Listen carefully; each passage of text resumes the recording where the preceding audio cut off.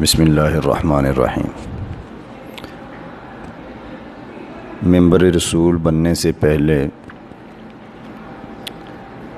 حضور انور صلی اللہ علیہ وسلم کھجور کے خشک تنے پر ٹیک لگا کر خطبہ ارشاد فرمایا کرتے تھے۔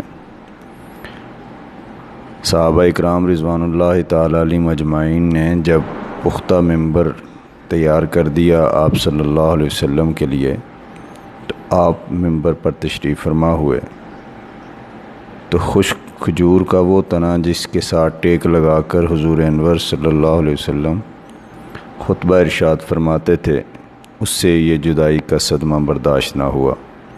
اس نے اس طرح رونا شروع کیا جس طرح چھوٹا بچہ ماں کی جدائی سے روتے ہوئے سسکیاں لیتا ہے۔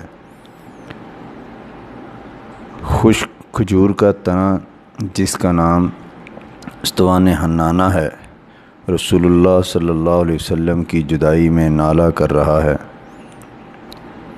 اس طرح جس طرح کوئی زیرو چیز، کوئی انسان روتا ہے۔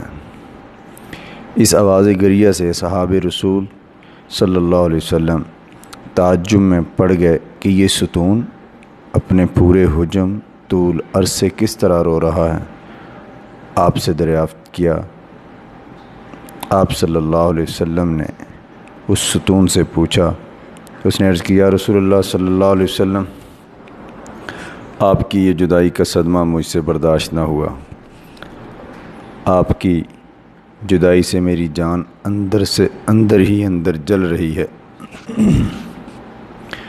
اس آتش غم کے ہوتے ہوئے آپ صلی اللہ علیہ وسلم کے فراق میں، آپ کی جدائی میں کیوں نہ رہوں، کیوں نہ ہو فغاں کروں۔ یا رسول اللہ صلی اللہ علیہ وسلم، آپ ہی تو میری ساری جان کائنات ہیں۔ آپ صلی اللہ علیہ وسلم پہلے مجھ سے ٹیک لگاتے تھے، اب مجھ سے الگ ہو گئے اور میری جگہ دوسرا ممبر پسند فرما لیا۔ حضور انور صلی اللہ علیہ وسلم نے ارشاد فرمایا، ہے مبارک ستون، اگر تو چاہتا ہے تو تیرے لیے دعا کروں کہ تو سرسبز اور ثمر آور درخت ہو جائے اور تیرے پھلوں سے ہر شرقی و غربی مستفید ہو، اور کیا تو ہمیشہ کے لیے تر و تازہ رہنا چاہتا ہے تو پھر عالم آخرت میں کچھ چاہتا ہے۔ استوان حنانہ نے کہا، یا رسول اللہ صلی اللہ علیہ وسلم، میں تو دائمی اور ابدی نعمت چاہتا ہوں۔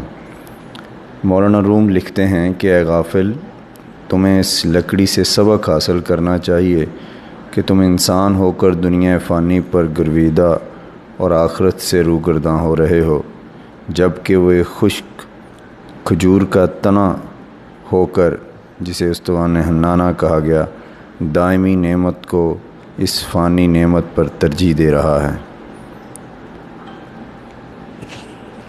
اگر کسی کے دل میں حضور صلی اللہ علیہ وسلم کی محبت، چاہت نہیں تو اس کی زندگی بھی بے معنی ہے، اور اس عشق اور اس محبت کی لو لگائے بغیر اس انسان کے ایمان کے اندر کبھی بھی رونق پیدا نہیں ہو سکتی۔